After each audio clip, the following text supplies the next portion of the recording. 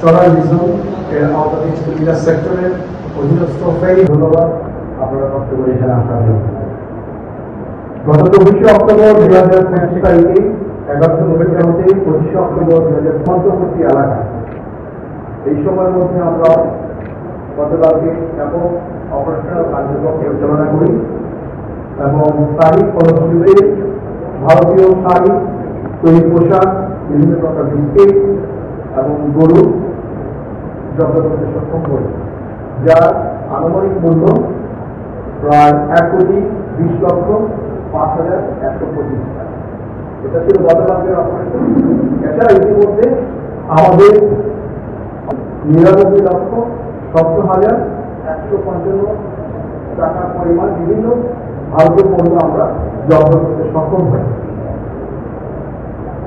আপনাদের সবাই অবগতির জন্য গত বছর 2024 সালের সীমান্তবর্তী এলাকার চোরাচালান বিরোধী অভিযান পরিচালনা করে 754,55,5,782 টাকার চোরাচালানি মালামাল এবং 424 জন আসামি আটক করতে সক্ষম হয়।